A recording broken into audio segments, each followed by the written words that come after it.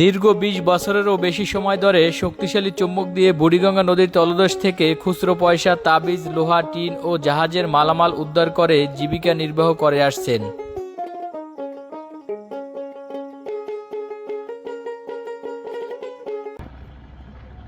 আর সর্বোচ্চ কি পেয়েছেন নদীর নিচ থেকে? ৪৫ কেজি লোহা পাইছি আমি।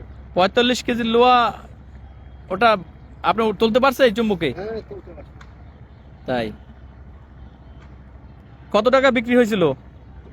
এটা বেশি ৫৮০ টাকা বেশি। কতদিন আগে? এই তো দিন আগে। হ্যাঁ, দিন আগে। 15 দিন। নদীর নিচে মূলত বেশি কি পাওয়া যায়?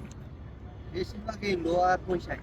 লোহার পয়সা, মানে খুচরো পয়সা। আপনারা কতজন আছেন এ পেশায় এভাবে? এদিকে ২ জন আছে। 2 জন। এ তো নিচ থেকে গ্যাস উঠতেছে। নিচে ফেরি মাছ না।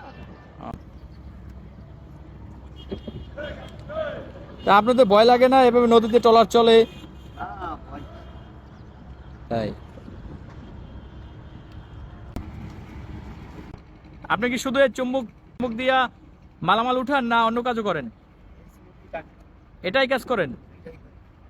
আচ্ছা, দৈনিক কয় টাকা ইনকাম করতে পারেন? ৫-৭০০ টাকা, ৭-৮০০ টাকা।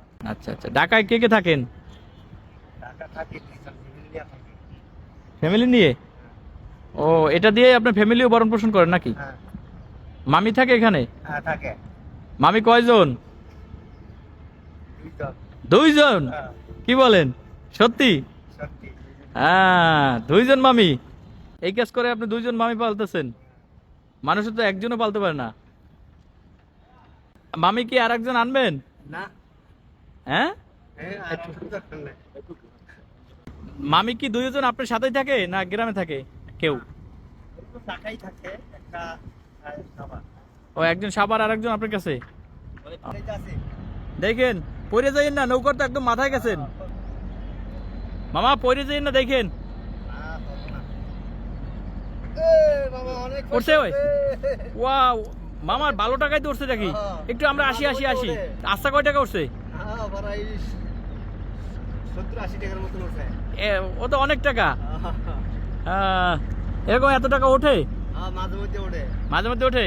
মাঝে মধ্যে 100 টাকা উঠে না। 100 টাকা? হ্যাঁ। ওয়াও, এটা দেখ।